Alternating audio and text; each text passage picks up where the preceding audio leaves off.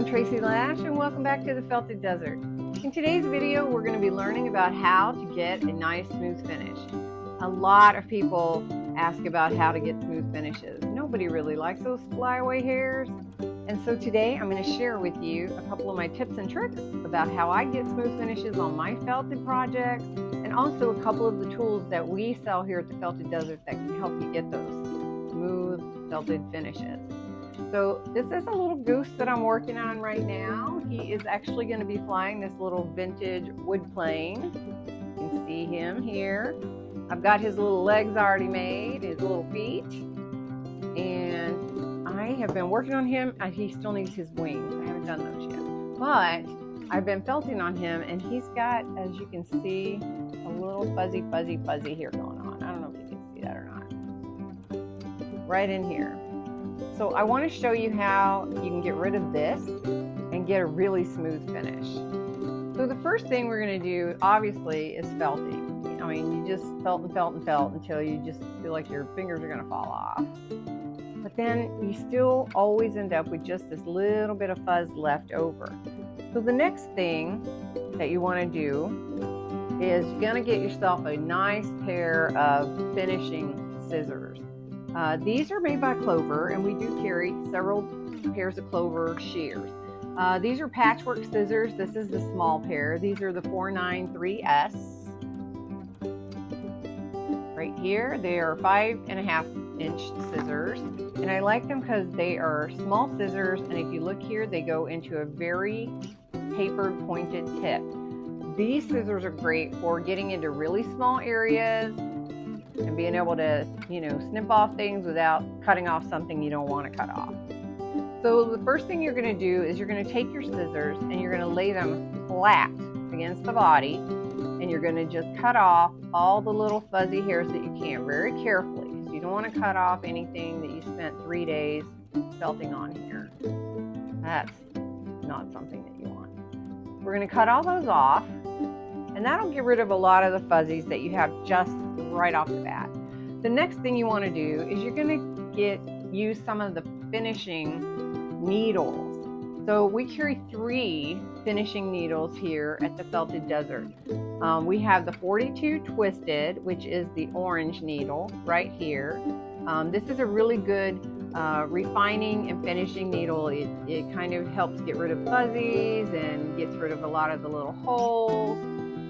We also have our 42 Blue, and this is a triangular.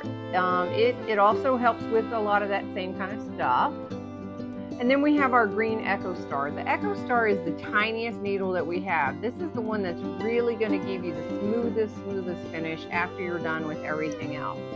One of the things you can do is use 2 of the needles together, and a lot of people don't realize that. You can grab 2 of the needles, hold them together, make sure that the little points, the little tips go the same direction. You can hold them in your finger together like this, and then you can very carefully felt down the rest of these little fuzzies and go over the whole thing. And you can actually do them in order if you want to. You could start with the 42 triangular, then go to the 42 Twisted, and then go to the 42 Echo Star, and that will get you like down to the finest and the tiniest tip. Then this guy is your lifesaver. This here, if you don't have one of these, is the best thing ever. This is the Clover. It's actually a quilting iron. I call it my felting iron because I don't do quilting, so I only use it for my felting stuff. We actually carry 2 of these, and I'll show you what we have. This one here is the Mini Iron 2, and you can see it comes with the red cage that goes around the metal shaft, and it comes with the little screwdriver. This one has an adjustable screw head here so that you can actually change out the tips. There are different tips that you can buy. This one comes with a small triangular. We also have different tips. There's a elongated bar, there's a larger triangular tip, and then there's a small bar tip. And you can change out the tips and have different tips for different uses. Then we also have the regular little Clover mini iron. This one does not have the cage bar. It does only come with this one small triangular tip. If you're not needing all the other stuff, this is a perfect little iron for you. It does the same exact thing this guy does, just without all the extra fuss. So we have both of these available. They both work great. It's all about what your needs are. There's a few dollars between the two, $4 I think, $4 between the two. So it's all about what you really want. Anyway, what you're gonna do is you're gonna take this little iron, which has 3 settings. So you have the low, the medium, and the high. The low setting is not warm enough or hot enough to actually make a difference. The high setting will torch your wool, so just don't even go there. The medium setting's perfect. So set it on medium, leave it there. Don't ever change it because you don't need to. You can turn it on and off with the little click switch right here. It comes with this little stand that you need because this thing's hot. So when you want to set it down, you want to be able to put it on its little stand and not have to touch it or have it sitting on your desk because it probably would burn wood. Anyway, what you're going to do is you're going to take this and you're just going to tap it. And you're going to just tap it over the whole thing. You can iron it if you want to pretend you're ironing clothes, but I find when I iron, like in the ironing motion, I feel like it actually moves the wool around a little bit, the fibers.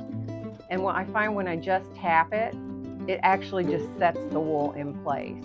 And so my go-to is tapping and not ironing. So you'll just keep tapping and tapping and tapping and tapping. And then as you get going, you can tap and then you can go back with your little finishing needles. Go back down again. If you need to use your scissors and cut off any really stubborn flyaway hairs, you can go back and do those and just keep repeating this process. And I promise you, when you're done, you will have the smoothest felt you've ever had.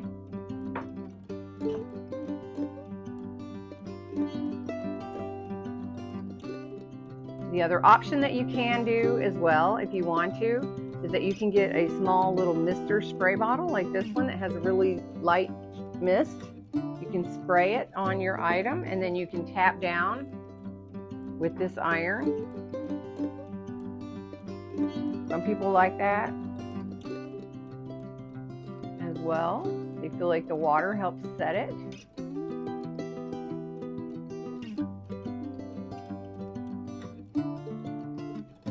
you go.